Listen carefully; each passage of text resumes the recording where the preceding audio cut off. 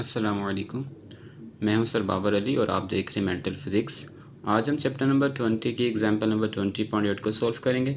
20.8 हमारे पास है, हमसे कह रहे हैं for an R L C circuit in parallel with a 5 ohm resistor, 0.02 henry inductor and 0.005 farad capacitor, calculate the resonant frequency F R. हमसे कह रहे हैं हमारे पास एक पैरेलल सर्किट है जिसमें हमारे पास एक रेजिस्टर है, एक इंडक्टर है और एक हमारे पास कैपेसिटर लगा हुआ है। ठीक है, कह रहे हैं उसकी जो है रेजोनेंट फ्रीक्वेंसी फाइंड करें। सिंपल सा क्वेश्चन है, हम इसका डेटा बना दें सबसे पहले कि हमें क्या चीज़ गिवन है, इसका हम डेटा बनाते हैं। ठीक है, तो हमें सबसे पहले तो एक रेजिस्टर गिवन है, हमें जो रेजिस्टर है उसको हम आर से डिनोट करते हैं। रेजिस्टेंस उसकी हमें गिवन है, रेजिस्टर की रेजिस्टेंस हमें गिवन है 5 ओहम। ठीक हो गया। इसके बाद हमें एक इंडक्टर गिवन है, इंडक्टर को हम जो उसकी इंडक्टेंस है उसे हम एल से डिनोट करते हैं, तो 0.02 हेनरी, हेनरी इसकी यूनिट है। इसके बाद हमें गिवन है एक कैपेसिटर, तो कैपेसिटर की जो कैपेसिटेंस है उसे हम सी से डिनोट करते हैं, तो ये हमें गिवन है 0.005 फेराड। ठीक हो गया। इसके बाद हमसे कह रहे हैं कि रेजोनेंट फ्रीक्वेंसी फाइंड करें। फ्रीक्वेंसी को तो एफ से ही डिनोट कर दें और रेजोनेंट के लिए हम इसके साथ स्मॉल आर लिखते हैं। ठीक है, अब इसके लिए हम जो फॉर्मूला यूज़ करेंगे, फॉर्मूला हमारे पास है रेजोनेंट फ्रीक्वेंसी फाइंड करने का। फॉर्मूला हमारे पास F R is equal to resonant frequency is equal to 1/2 root L into C. ठीक है, 2 एल इंटू सी, ये हमारे पास रेजोनेंट फ्रीक्वेंसी का फॉर्मूला है। हमें 2 कांस्टेंट है और हमें यहाँ पे एल इंडक्टेंस गिवन है और हमें जो है सी कैपेसिटेंस गिवन है और आर यहाँ हमारे पास जो है वो यूज़ नहीं होगा। ठीक है, ये हमारे पास एक पैरेलल सर्किट है। अगर हम चाहें तो इसकी डायग्राम भी हम बना सकते हैं पैरेलल सर्किट की। ठीक है, फॉर एग्जांपल हमारे पास देखें एक रेजिस्टेंस लगी हुई है। ठीक है, और एक हमारे पास क्या लगा है, इंडक्टर है।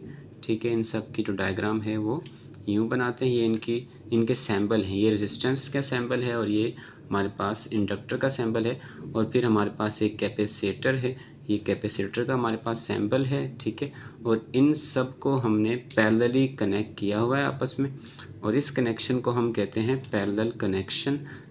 पैरेलल कनेक्शन ऐसा कनेक्शन होता है जिसमें करंट के गुजरने के एक से ज़्यादा रास्ते होते हैं। ठीक है, ये हमारे पास एक पैरेलल कनेक्शन है। ठीक है, अब यहाँ से अगर हम करंट फ्लो होगा, यहाँ से अगर करंट आएगा तो यहाँ से ये इस तरफ भी मूव हो जाएगा, इस तरफ भी मूव हो जाएगा, यहाँ से इस तरफ भी मूव हो जाएगा, तो करंट के गुजरने के यहाँ से 3 रास्ते बन जाएंगे। ठीक है, तो इस सर्किट को हम कहते हैं पैरेलल सर्किट। ये हमारे पास आर है, ये हमारे पास एल है और ये हमारे पास सी कहलाता है। ठीक हो गया, तो हम फॉर्मूले में वैल्यू पुट करके इसका आंसर निकालते हैं।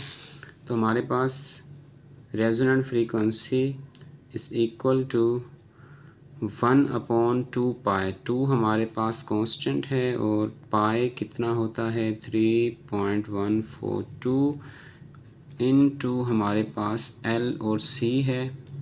एल हमारे पास है 0.02 है और सी 0.005 है।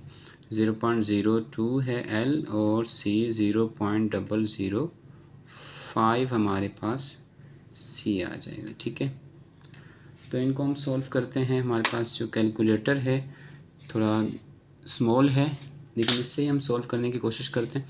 सबसे पहले हम नीचे वाली वैल्यू को मल्टीप्लाई करते हैं। ठीक है, हमारे पास क्या है 0.02, इसको मल्टीप्लाई करते हैं 0.005 से, तो इसका आंसर आएगा 0.0001। ठीक है, इसका हम रूट ले लेते हैं, तो रूट लिया तो ये आया 0.01 आंसर आ गया।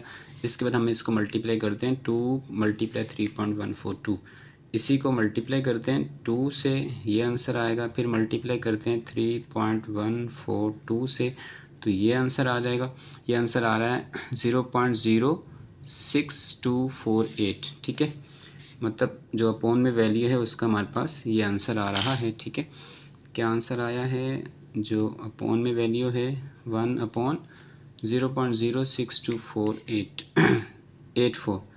0.06284 ये हमारे पास अपॉन में जो वैल्यू उसका आंसर आ गया। अब इसको हम क्या करेंगे, 1 से डिवाइड करवा देते हैं।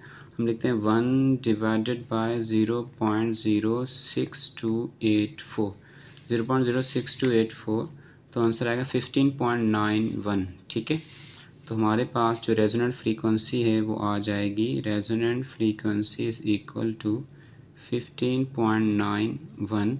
फ्रीक्वेंसी की यूनिट हमारे पास होती है हर्ट्ज़, तो इसकी यूनिट हमारे पास होगी हर्ट्ज़। तो सिंपल सा क्वेश्चन था, अगर आपको समझ ना आया हो तो आप कमेंट्स में लिख के पूछ सकते हैं। थैंक यू, अल्लाह हाफिज़।